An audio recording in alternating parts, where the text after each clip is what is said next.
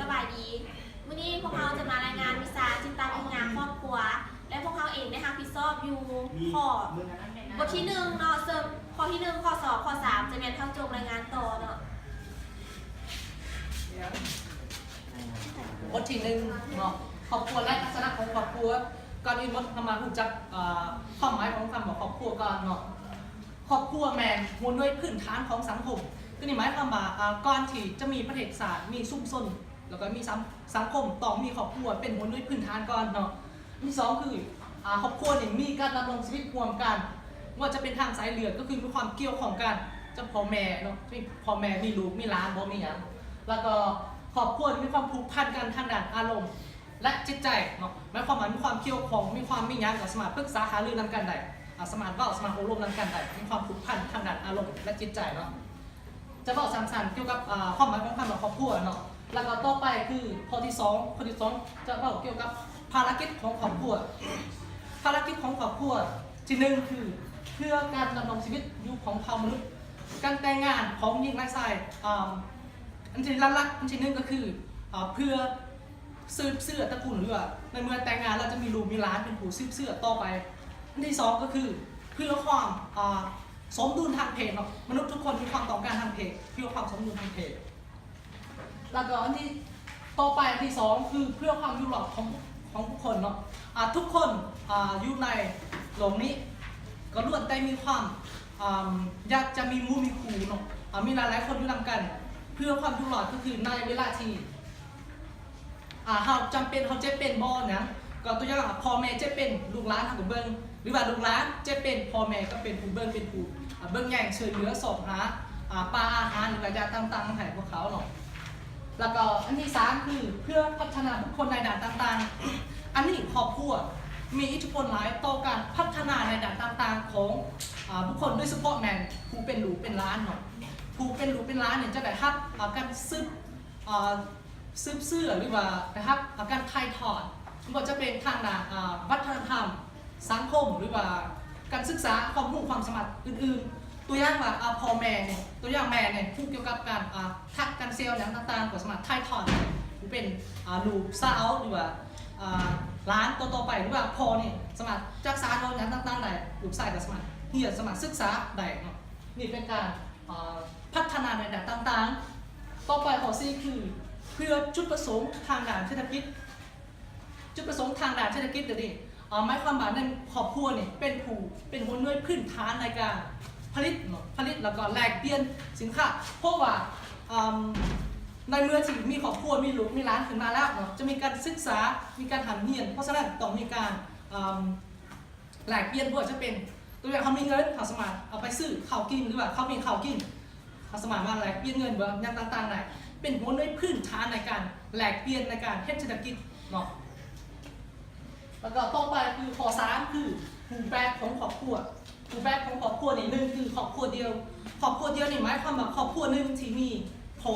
มีแม่แล้วก็มีลูกอยู่นำกันนี่เขาเรียกว่าครอบครัวเดียวเนาะแล้วก็2คือครอบครัวคู่สมรสบ่มีลูกหมายความว่าพ่อแม่หรือว่าสามีภรรยาอยู่นำกันแต่บ่มีลูกเนาะแล้วก็3คือครอบครัวที่มีเพียงพ่อหรือแม่มีเพียงพ่อหรือแม่ทุกคนก็น่าจะเข้าใจแล้วอาจจะเป็นปะห่างกันหรือว่าพ่อหรือว่าผู้เป็นสามีตายแล้วหรือบ่หรือว่าผู้เป็นแม่ตายแล้วหรือบ่จังซั่นเนาะครอบครัวที่มีเพียงพ่อหรือแม่เนาะแล้วก็4คือครอบครัวบุญธรรมครอบครัวบุญธรรมเนี่ยหมายถึงว่าสามีภรรยามาอยู่นำกันแต่บ่มีลูกบ่มีหลานก็เลยว่าผู้อื่นมาเรียกเป็นลูกบุญธรรมเนาะแล้วก็5คือครอบครัวที่แต่งงานใหม่ครอบครัวที่แต่งงานใหม่ในที่นี้หมายถึงครอบครัวที่แต่งงานเทื่อที่2แล้วน่าจะเป็นตัวอย่างมาผู้นั้นเราห้าแล้วก็ผู้นั้นเราห้าแล้วก็ผัวแล้วก็ผู้นี้เป็นพ่อใหม่เรามาเอากันไม่ประมาณแต่งงานใหม่แล้วก็6คือครอบครัวขยายครอบครัวขยายหมายถึงครอบครัวที่มี3คือขยายด้วยนำกันก็คือน่าจะมีพ่ออาจจะมีพ่อมีแม่หรือมีปู่ย่าแล้วก็มีลูกมีหลานด้วยนำกันเนาะครอบครัวขยายยกตัวอย่างครอบครัวขยายก็คือเราจะมีหลายๆคือมี3ส่วนคนคือแบบนั้นตัวอย่างยุคบ้านของข้าพเจ้าก็มีคือกันเนาะตัวอย่างครอบครัวนึงจะมีหลายคนแล้วก็มีถึง สามคนในบ้านของข้าพเจ้านี่มีเนาะสามคนก็คือมีพ่อมีแม่แล้วก็มีปู่มีย่าแล้วก็มีหลานได้มีลูกได้หลายคนเนาะอยู่นำกันเนาะสำหรับของข้าพเจ้ามาครับสองของเจ้ามดจังเน่เนาะต่อไปจะเป็น สบายดีข้าพเจ้าซื้อหนังเส้นดามอนมื้อนี้ข้าพเจ้าจะมารายงานข้อที่4และก็ข้อที่5ข้อที่4ระบบแห่งความสัมพันธ์ระบบแห่งความสัมพันธ์จะมีอยู่3อย่างคือ1ระบบที่เกิดขึ้นภายในครอบครัวจะบ่มีแต่พ่อหรือแม่ที่เฮ็ดต่อลูกจะเป็นคันทะพ่อแม่สมมติว่าพ่อแม่ด่าลูกเนาะคาถามันบ่ถึกลูกก็จะมีสิทธิ์โต้ตอบพ่อแม่ในเส้นเดียวกัน 3. กฎที่เป็นพิเศษเฉพาะครอบครัวเช่นว่าพ่อแม่เนาะจะวางกฎระเบียบออกมาว่าจะให้ลูกเป็นเดียวใดแล้วก็พ่อจะเฮ็ดเดียวใดแม่จะเฮ็ดเดียวใดพ่อแม่ท่านจะมีหน้าที่ของใครของมันเนาะลูกก็จะมีหน้าที่ของลูกเพียงใดครอบครัวจะ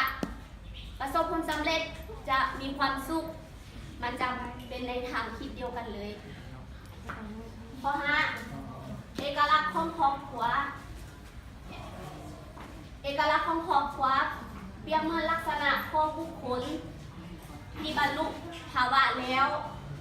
จะรู้ชัดเจนว่าตัวเองเป็นไทยแล้วก็เฮ็ดยังอยู่มีค่านิยมใดๆมีความมักใดๆแล้วก็จะเฮ็ดแบบก็คล้ายๆกับว่าจะรับรู้ว่าตัวเองเป็นไทยแล้วสินะแบบจะรับรู้ว่าตัวเองบ่แม่นคนโสดแล้วซั่นซะของข้าพเจ้ารายงานของเบิดเพียงนี้ต่อไปเป็นตัวของ